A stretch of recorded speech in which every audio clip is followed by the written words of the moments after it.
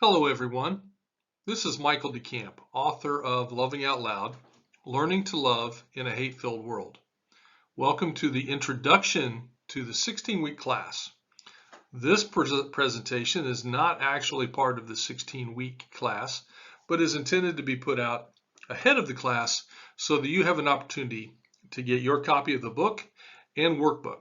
The book is available in both a Kindle version and a paperback.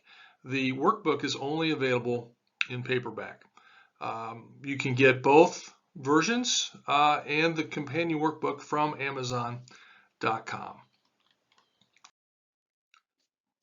The whole journey for me in preparing this book and basically what drove me to create this whole presentation really started with something my dad said to me when I was probably only about 2 years old, give or take. I was a little guy, and so little that I was actually laying on my dad's chest.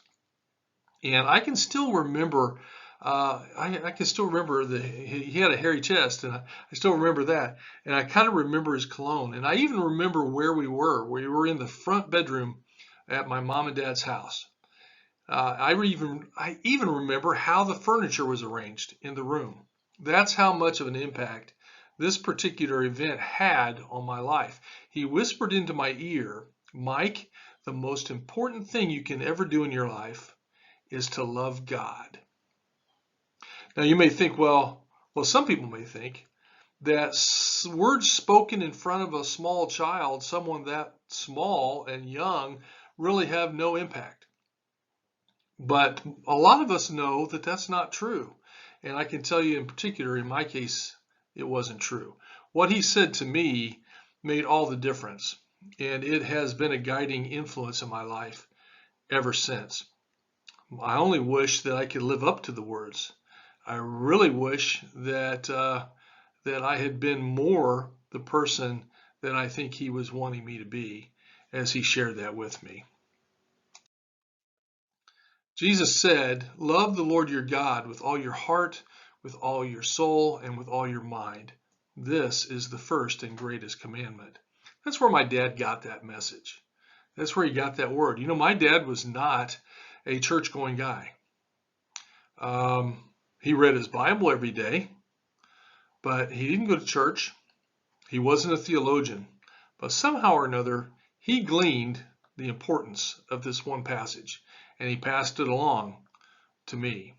Love the Lord your God with all your heart, with all your soul, and with all your mind. I've heard parents a lot of times talk about how they want to make sure that their kids know the basic Bible stories, that they know the books of the Bible. I've met kids that had all the books of the Bible memorized. I've met kids that had one event from every chapter in every book in the Bible memorized. They knew everything there was to know about Adam and Eve and the walls of Jericho and Jesus walking on the water and so many other things. But I think that at the core of it all, we can't forget, as important as all those things are, we can't forget that this whole thing is one giant love story. God's love for us. It says in John 3:16, you know, that passage of scripture that gets held up behind baseball backstops and gets on television all the time. It says that God so loved the world that he gave his one and only son. He gave. God loved us and he gave. This whole thing is one giant love story. And what he asks from us is that we love him back and that we love others. The second, you know, in that same passage, it says the second commandment is like the first. It says, love your neighbor as yourself. All the law and the prophets hang on these two commandments. That little foundation that my father set when he told me the most important thing was to love God is foundational. He taught me the second half more by his example and by how he expected me to respect and treat other people around me. But I took that foundation that he gave me and I built on it. through a neighbor. As I said, my dad wasn't a church-going guy. My mom was not a church-going person. Our family was not a church-going family. In fact, when we get to the chapter on Emma, you'll hear a lot more about what our family was like. Our family was kind of wild and crazy in some senses. But I used that foundation my dad gave me, and a neighbor got me introduced to church. I started going to church. I started riding the joy buses, the church bus, to church every week. And I had a couple of youth ministers that helped me through those tricky teenage years when you can make so many dangerous choices. Then I went off to Bible college, and I was off to the races with my spiritual life. And you're going to hear about a lot of people in this book that impacted me along the way. I studied different styles of ministry. I got involved in different styles of ministry. Ministry that was very doctrine oriented, getting our worship right, getting our structure right, getting our salvation doctrine right. I've been involved in ministries that were very evangelism focused. Got to invite a certain number of people every day, and you've got to get them to come to church, and you've got to study the Bible with a very evangelism focused. I've been in churches where we've been very politically driven. You got to stand for the right things, and you've got to make sure your country is standing for the right things. And then times when it's like we're the right church, we're the one church, and we've got to get everybody to be a part of us. I've been a part of all kinds of things like that. Along the way, I've studied concepts like discipleship, a great concept. I've studied and learned about grace, a vital concept. But at other times, I've been very, very legalistic. All through it all, something was missing. Something was always missing. And that's because Jesus said, all the law and the prophets hang on these two most important commandments, loving God and loving our neighbor. Sometimes we forget to keep those two things at the preeminent point in our walk. And so that's what Loving Out Loud is all about. So I've circled back in my life, found myself back to my dad's original message, to my little tiny listening ears. Love God. In this class that you're going to participate in the book that comes along with it, you're going to hear a lot of personal stories. And frankly, I got to tell you, they're not particularly flattering to me, because it's either times when people just showed me love, oftentimes when I didn't deserve it, or it's times when I should have been more loving and I completely blew it. And what I do is I take the scriptures and I apply them to those scenarios.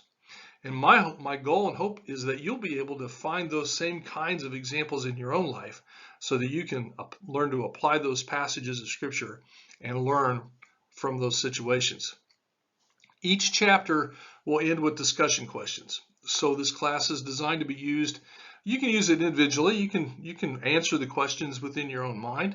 But I think there's something to having a group of people together, whether it's a small group, a family, just a few friends gathered together, or a full-blown Bible class. Having those discussion questions will help to generate that discussion and back and forth, and you can all learn from one another. And then I finish each class or each chapter with a personal challenge, which will help you to focus on applying what you learned in that class to your life in the upcoming week. At the end of the book, we have something called the Love Mentalism Challenge. Now you might say, where in the world does the word love mentalism come from? Well, I made it up. I do that. I make up words. I made it up. So it's meant to be the exact opposite of judgmentalism, where we just are prejudging people and we're just looking at someone else and being judgmental. Love mentalism is a predisposition to loving people first. And this challenge is designed to take the things you learn in the book and stretch it beyond the book so that you're exercising those new muscles as you go along. Now, In advance of the class, it's coming up really soon, you can order your book and your workbook now. Go to Amazon.com and look it up and place your order. They'll print them up or they'll pull them out of stock and they'll ship them right over to you. If you want more information, you can go to my website at www.authormichaeldecamp.com. There's also a link in the website that will take you directly to Amazon, so you can place the order that way if you prefer. A couple of other books that I would recommend that you look at, books that had a profound impact on my walk and on my developing of this thinking and my vision of this, can be found in two books that I'll recommend. Love Does by Bob Goff and Love First by Don McLaughlin. Folks, I look forward to our class together. I hope it means a lot to you. Thank you for reaching this point in this video presentation. Come back when the classes start. Thank you very much.